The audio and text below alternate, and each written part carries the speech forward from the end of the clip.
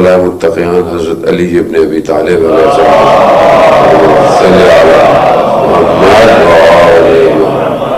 مولا ارشاد فرماتے ہیں، بہت مشہور ہے، آپ سنا ہے کہ پروردگار میں 3 طرح کی جو مولا نے عبادتوں کو کلاسیفائڈ کیا ہے کہ ایک عبادت جو ہے وہ کس کی ہے، وہ تاجر والی ہے، یعنی اس لیے عبادت کرتا ہے کہ اسے کچھ چاہیے، یعنی ایک عبادت ہے کہ میں عبادت کروں مجھے جنت چاہیے۔ ایک عبادت جو ہے وہ خوف والی ہے کہ جس کو جہنم کا خوف ہے اس لیے وہ عبادت کر رہا ہے، اور ایک عبادت جو ہے وہ شوق والی ہے۔ مولا خود فرماتے ہیں پروردگار نہ میں جہنم کے خوف سے نہ جنت کی لالچ سے، بلکہ میں تیرے شوق کی وجہ سے کہ تو اس لائق ہے کہ تیری عبادت کی جائے۔ خوب ظاہر ہے ہم عزیزان محترم ہم تو نہیں، میں اپنی بات آپ سب سے تو نہیں کہہ سکتا، میں نہیں ہوں کہ میں وہی خوف ہے، جہنم کا خوف ہے اور کیا ہے، جنت کی لالچ بھی بہرحال ہے۔ اسی لیے کہتے ہیں کہ فجر کی تعقیبات میں جو ہے وہ 100 دفعہ اسأل الجنہ پڑھنا چاہیے کہ پروردگار میں تجھ سے جنت کا سوال کرتا ہوں، اور استجیر باللہ من النار، پروردگار مجھے جہنم کی آگ سے مجھے بچا، کیونکہ جنت بھی خدا کی بارگاہ میں شکوہ کرتی ہے کہ یہ اس مسلمان کو کیا ہو گیا ہے کہ یہ مجھے مانگ نہیں رہا۔ والد ہم کہتے نہیں وہاں سے ہمیں کیا مانگنا خدا سے، ہمیں مطلب نہیں، جنت شکوہ کرتی ہے، یہ اتنا اس کو غرور ہے اپنی عبادت پہ کہ یہ مجھے دعا میں مانگ نہیں رہا۔ اسی طرح جہنم بھی یہ کہتی ہے کہ اس کو خوف ہی نہیں ہے اور یہ جہنم کی آگ و نجات سے کچھ نہیں مانگ رہا۔ یہ اظہار محترم یہ بندگی کا تقاضا ہے، پرستش ایسی ہے، انسان اگر صحیح پرستش کرے تو ایسی ہے۔ آج ہماری جو عبادتیں ہیں وہ بیسیکلی بہت اچھی بات ہے، میں یہ نہیں کہہ رہا کہ نہیں کرے، بہت اچھی بات ہے، اور جیسی بھی عبادت کر، نماز بعض اوقات جوان کہتا ہے جی میں مولانا صاحب کیا نماز پڑھوں، میں تو اتنا لائف میں اور غلطی ہو گئی، اور خدا نہ خواستہ جوان سے گناہ ہو جائے تو وہ اور گلٹ فیل کرتا ہے کہ میں گناہ کروں پھر خدا کی بارگاہ میں کھڑا ہوں۔ نہیں، یہ شیطان ہے، یہ وسوسے کر رہا ہے۔ آپ جس حالت میں بھی ہوں خدا کی بارگاہ میں جائیں، خدا کی بارگاہ ہر وقت کھلی ہوئی ہے۔ خدا کی بارگاہ ہمارے جیسی نہیں ہے کہ مولانا صاحب جتنے بجے رپلائی کریں گے، نہیں بھی کریں گے کوئی مسئلہ نہیں۔ خدا آلویز آن ہے، ہمارے سگنل کمزور ہیں، اس کی بارگاہ میں ہر وقت دروازہ کھلا ہوا ہے۔ اس لیے تو وہ قرآن میں کہتا ہے ان اللہ یحب التوابین، میں توبہ کرنے والوں سے محبت کرتا ہوں۔ یہ محبت یعنی وہ چاہتا ہے ہمیں عزیزان محترم، اور یہ اس کی چاہت کہیں سے ریفلیکٹ کرنی چاہیے کہ میں اپنے اعمال کے ذریعے سے بتاؤں کہ میں کیا کر رہا ہوں۔ حضرت موسیٰ علیہ السلام نے آپ کے سامنے بنی اسرائیل کس مشکل حالات میں تھی، اور کس طرح فرعون نے انہیں جو وہ سرپرست کر کے رکھا ہوا تھا، ظلم اور ستم کر کے رکھا ہوا، غلام بنا کے رکھا ہوا، مردوں کو مار دینا، عورتوں کو جو ہے وہ اسیر کر دینا۔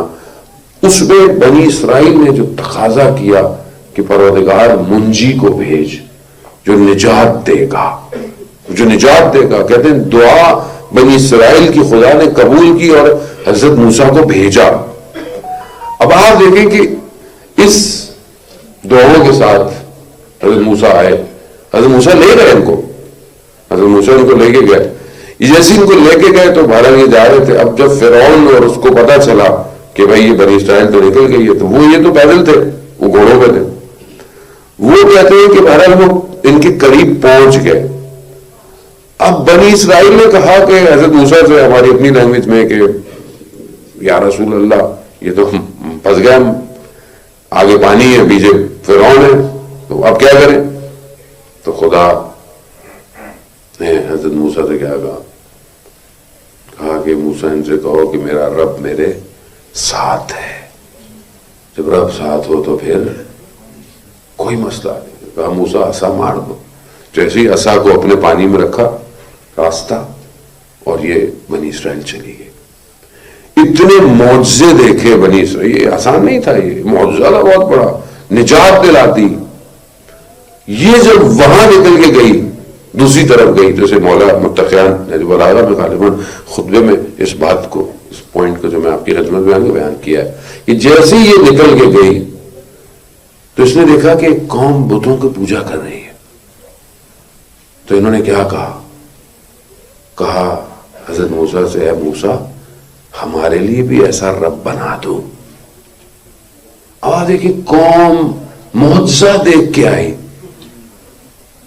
کہ موسیٰ کے رب نے کیا کیا کیا، پھر بھی کیا کہہ رہی ہے، موسیٰ ہمارے لیے ایسا رب بنا دو. کیوں ہوا ایسا؟ کہ جو قوم فرعونیت کے نظام میں پرورش کھاتی ہے، بڑی ہوتی ہے، اس کے ساتھ یہی ہوتا ہے کہ وہ منجی کو بلائے گی بھی صحیح لیکن پہنچ نہیں پائے گی. عزیزان محترم، ہم کس حالتوں میں اپنے آپ کو پروان چڑھا رہے ہیں کہ ہم اپنے امام کے لیے اپنے آپ کو کتنا کلیئر کر رہے ہیں، کتنا صاف کر رہے ہیں. کیا ہم پروردگار تک پہنچ پائیں گے یا نہیں پہنچ پائیں گے؟ اس کی وجہ یہ کہ ہمیں بہرحال یہ جو ہم نے اپنا سیٹ اپ کیا ہوا ہے دین کا، ہم نے اپنے حساب سے اپنا دین بنایا ہے.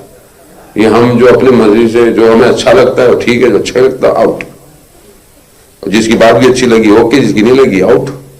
تو اس کا مطلب کیا ہے کہ ہم اس حساب سے کہ جو دین ہم سے تقاضا کر رہا ہے ہم وہ نہیں کر. پہلی چیز جو ہے، جو کل جوانوں کے ساتھ بھی بیٹھا تھا، پہلی چیز آپ کا باطن ہے.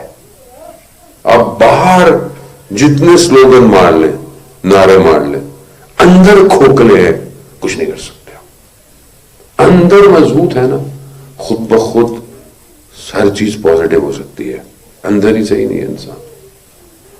گھر اس لیے امپورٹنٹ ہے کہ جو گھر کا میں نے آپ کی خدمت میں کل بھی ذکر کیا، قرآن بھی تقریباً 172 جگہ بیت، بیوت کا الفاظ یعنی گھر، جہاں سب سے زیادہ یہ لفظ خانہ کعبہ کے لیے استعمال ہوا ہے، پھر کچھ اور گھر ہیں ان کے لیے استعمال ہوا ہے. گھر ظاہراً در و دیوار سے بنتا ہے، یعنی وال ہو، چھت ہو، ایک جہاں لوگ اجتماع کر کے یعنی لوگ رہتے ہیں. لیکن گھر کمال پہ جب پہنچتا ہے جب افراد بہتر ہوں. آپ بولے گھر بہت اچھا ہے، ظاہری بہت اچھا ہے، مگر اندر لوگ کھوکھلے. بعض وقت انسان ساری زندگی محنت کرتا ہے، آپ سب نے بھی یہاں بہت محنت کی ہوگی، کر بھی رہے ہوں گے، بہت محنت کرتا ہے، اور محنت کر کر کیا کرتا ہے، گھر بناتا ہے. گھر میں اور مکان میں فرق ہوتا ہے. ہم محنت کر کے مکان بناتے ہیں، گھر نہیں بناتے، کیونکہ مکان در و دیوار سے بنتا ہے اور ہم نے در و دیوار سے مکان تو بنا لی. یہاں تو خیر مارگیجز بھی ہو جاتا ہے، سب کچھ ہو جاتا ہے، بہرحال اس کے لیے محنت تو کرنی ہے. مکان ہم بنا لیتے ہیں لیکن گھر بکھر جاتا ہے. بعض اوقات آپ اپنے مکان بنانے میں اپنے افراد کو کھو بیٹھتے ہیں تو وہ گھر نہیں ہوتا، وہ کیونکہ گھر میں افراد چاہیے.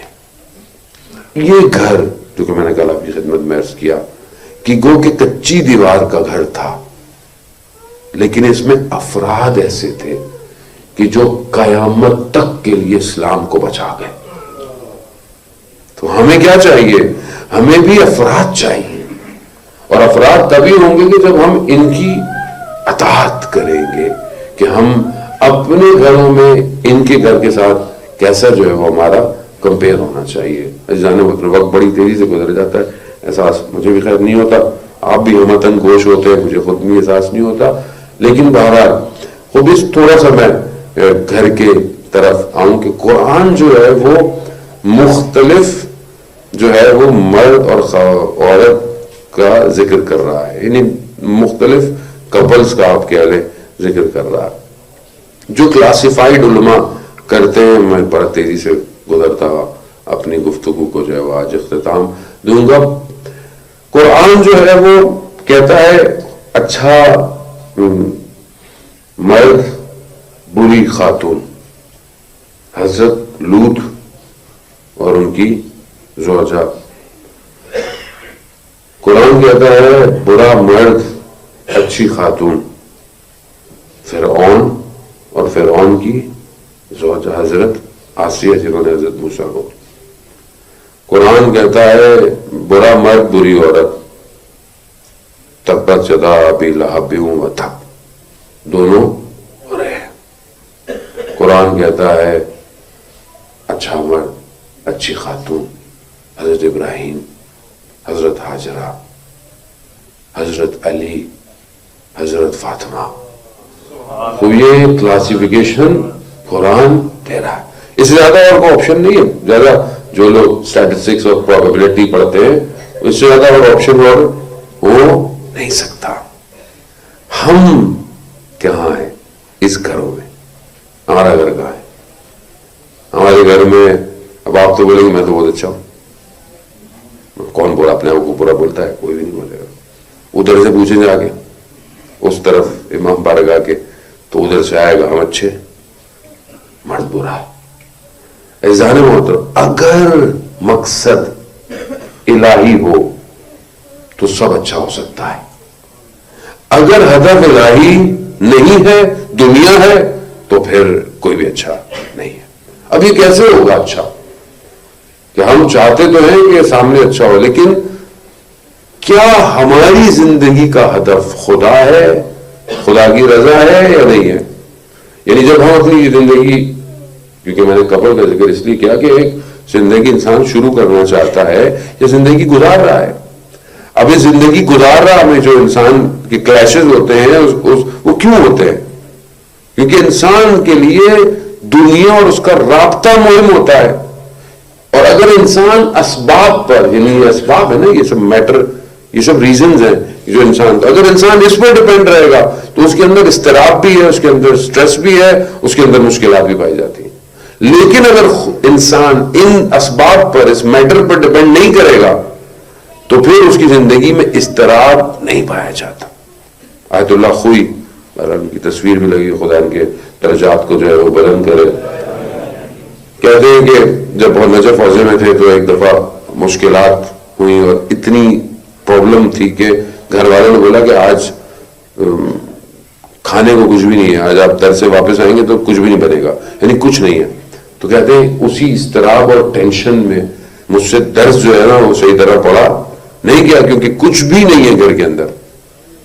جب میں گھر پہنچا اسی حالت میں تو میں نے دیکھا کہ بڑا اچھا کھانا وانا پکا ہوا ہے اور یہ وہ. تو میں نے زوجہ سے پوچھا کہ کیا ہے؟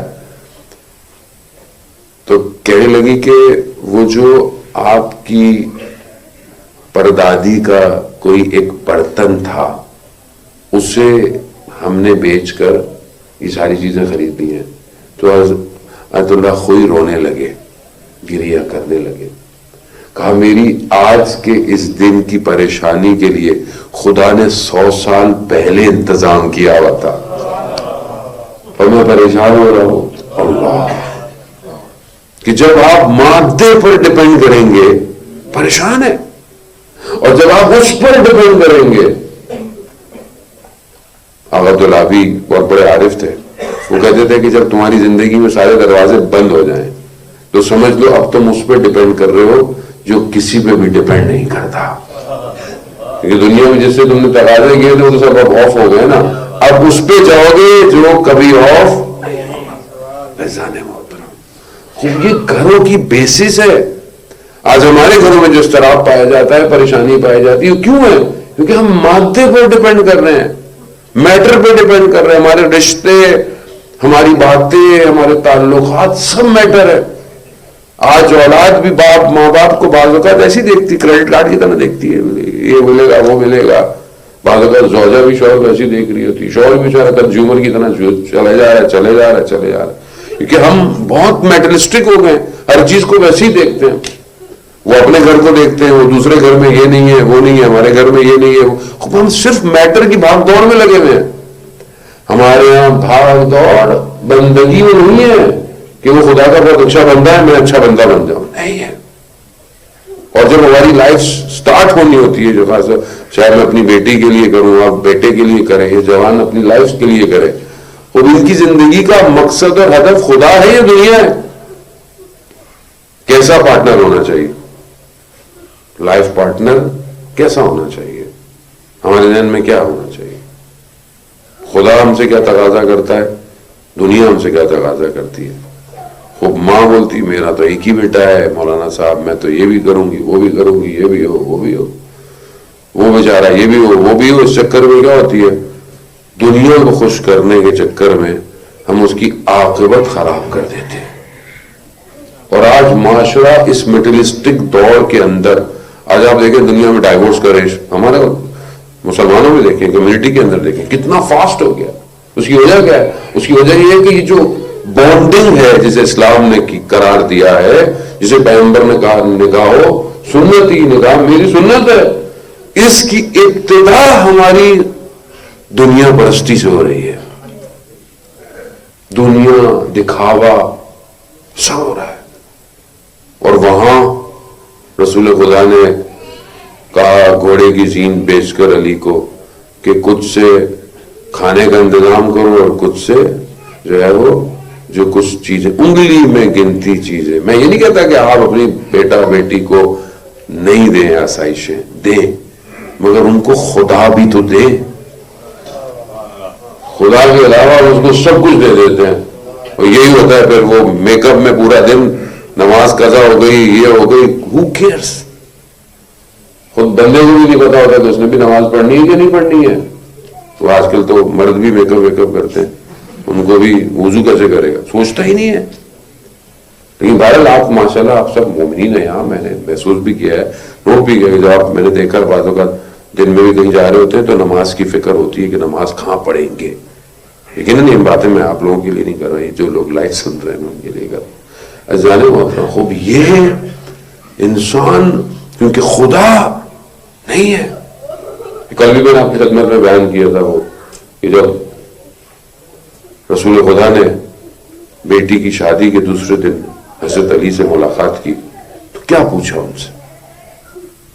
آپ اور میں بھی بیٹیوں والا ہوں، میں اپنے داماد سے دوسرے دن کیا پوچھوں گا؟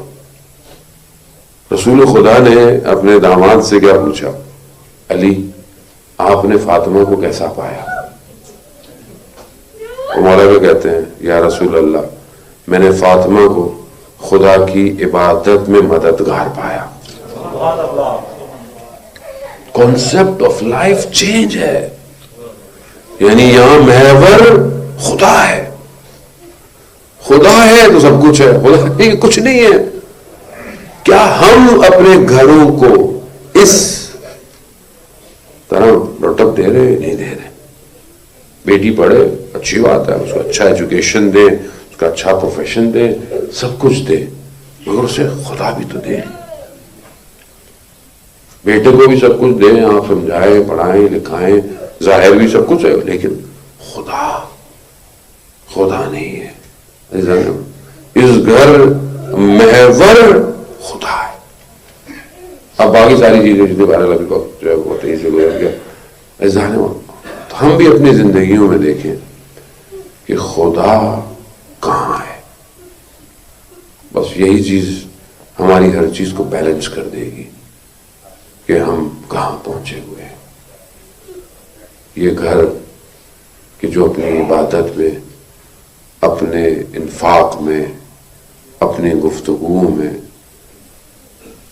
وہاں سے صرف ایک ہی چیز محسوس کروا رہا ہے کہ کوئی ایک بڑی طاقت ہے کہ جو اتنے عظیم ہستیوں کو بھی سجدہ کروا رہی ہے۔